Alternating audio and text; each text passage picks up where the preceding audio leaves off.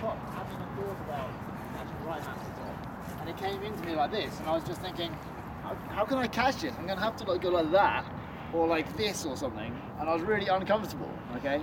And it was at that moment that I realised I hadn't practiced catching with my right hand on top at all. Yeah, so I was having that moment of panic, which I shouldn't be having in the middle of a game when the disc is coming to me and I need to catch it to qualify for Europeans.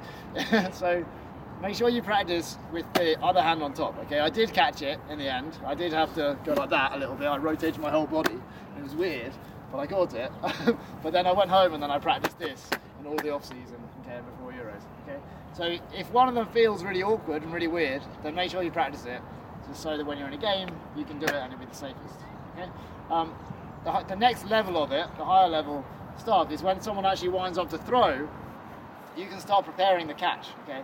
If they're trying to throw a flat sidearm, then it might actually wobble and turn outside in, okay? But it's not going to go more inside out.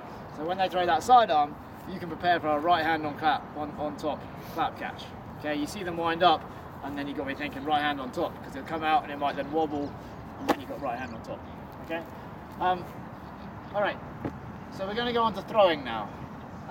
Has everyone noticed that when you chuck around in pairs, that your throws are much better than when they're in a game?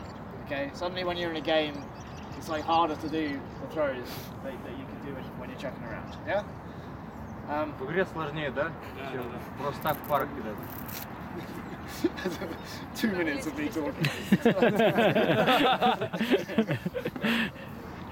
Main idea.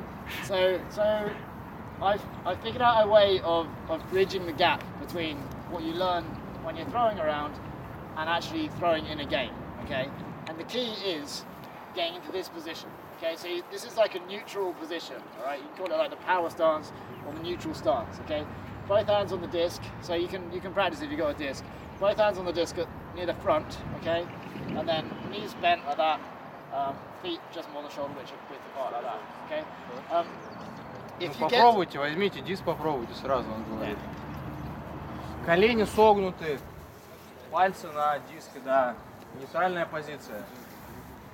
If you get into this position before you throw, when you're throwing in pairs, okay, just like we were earlier, if you get into this position and then throw your backhand, or get here and then throw your sidearm, okay, then when you're in a game, all right, you can train yourself in a game when you catch to get into that position, okay, and then you can pull off any throw from that position, okay. So it's about standardizing your practice, okay.